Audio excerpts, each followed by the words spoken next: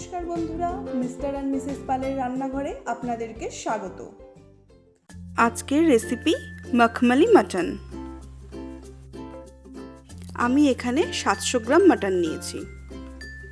মাংসকে আমি 5 চামচ টক দই, একটা মিডিয়াম সাইজের পেঁয়াজ বাটা,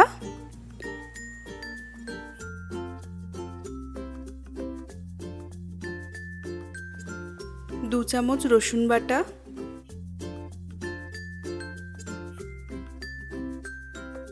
দু চামচ আদা বাটা,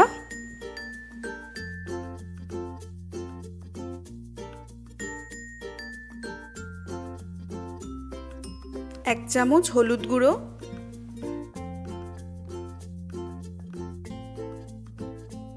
এক চামচ নুন, 1.5 চামচ ধনে গুঁড়ো, 1.5 চামচ লাল কাশ্মীরি লঙ্কার গুঁড়ো,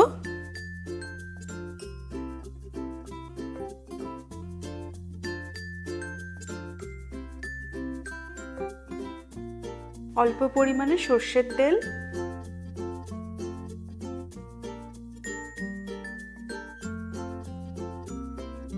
এবং হাফ চামচ চিনি দিয়ে মাংসটাকে ভালোভাবে মাখিয়ে নেব।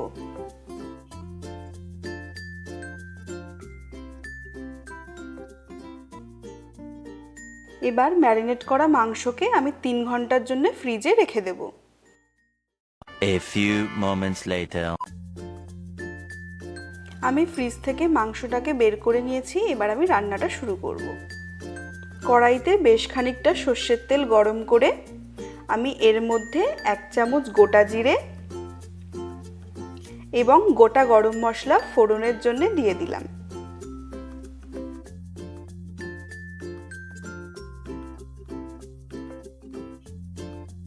ফোড়ন থেকে মিষ্টি গন্ধ বেরোতে শুরু করলে আমি এর মধ্যে 2টি মাঝারি সাইজের পেঁয়াজ কুচি দিয়ে পেঁয়াজটাকে গোল্ডেন ব্রাউন করে ভেজে নেব।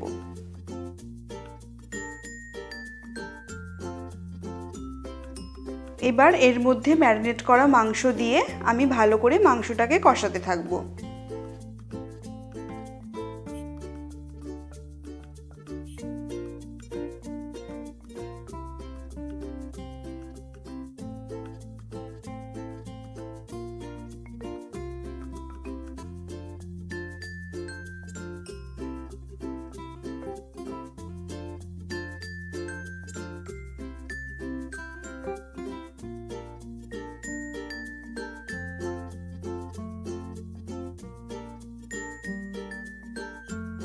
পনেরো মিনিট মাংসকে ভালো করে কষিয়ে নেওয়ার পর দেখুন মাংস থেকে কিন্তু জল ছেড়ে দিয়েছে।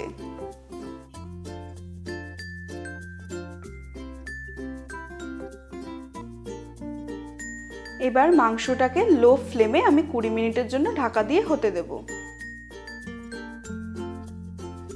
20 মিনিট পর দেখুন আমাদের মাংসের থেকে জল কিন্তু অনেকটাই শুকিয়ে গেছে এবং আমাদের মাংসের কালারটাও কিন্তু চেঞ্জ হতে শুরু করেছে।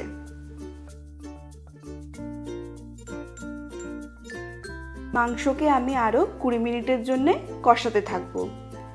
মাংস যত কষাবেন তত কিন্তু রান্নার স্বাদ ভালো হবে, আর এই রান্নাটাকে কিন্তু খুব ধৈর্য সহকারে করতে হবে।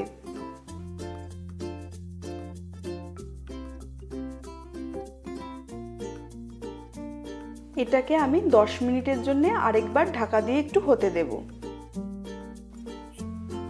10 মিনিট পর ঢাকনা তুলে আমি মাংসটাকে আরও কিছুক্ষণ কষাতে থাকব। রান্নাটাতে দেখুন কষাতে কষাতেই কিন্তু মাংস অর্ধেক সেদ্ধ হয়ে যাচ্ছে।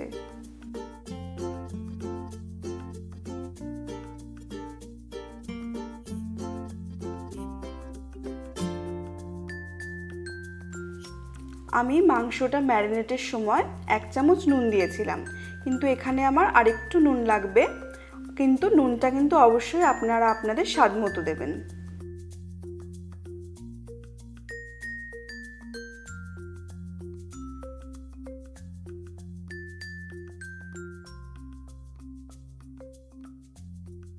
মশলা যাতে কড়াইতে লেগে না যায় তাই আমি কিন্তু ক্রমাগত এটাকে নেড়ে যাচ্ছি। মাংস আমার খুব ভালোভাবে কষানো হয়ে গেছে। এর মধ্যে আমি 4 কাপ গরম জল অ্যাড করে দিলাম।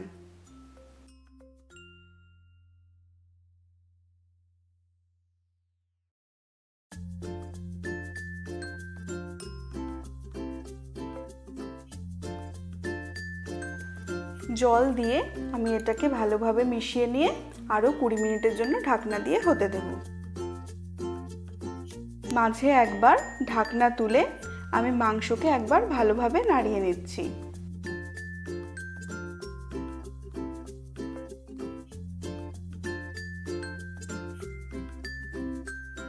দেখুন মাংস প্রায় অর্ধেকটা সেদ্ধ হয়ে এসেছে।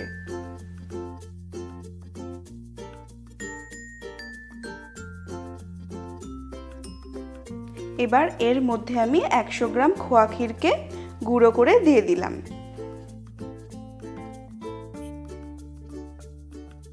খোয়া ক্ষীরকে আমি মাংসের সাথে ভালোভাবে মিশিয়ে নেব। ভালোভাবে মেশানো হয়ে গেছে।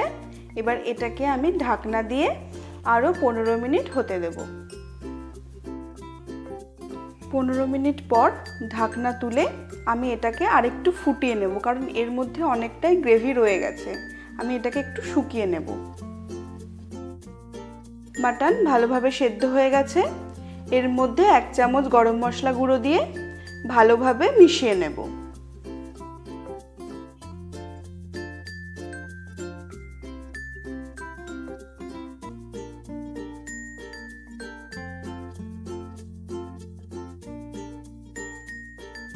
সবশেষে এর মধ্যে 1 চামচ ঘি দিয়ে ভালোভাবে মিক্সড করে নেব।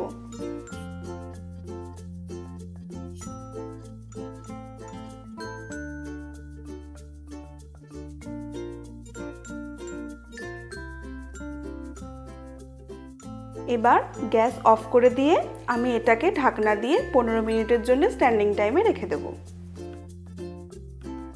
আমাদের মখমলি মাটন পুরোটাই রেডি। তো বন্ধুরা, তাহলে বলুন আজকের রেসিপিটা আপনাদের কেমন লাগলো। রেসিপিটা যদি ভালো লেগে থাকে তাহলে অবশ্যই লাইক, শেয়ার এবং সাবস্ক্রাইব করবেন। আর আপনাদের কোনো মতামত থাকলে অবশ্যই আমাকে কমেন্টস বক্সে জানাবেন।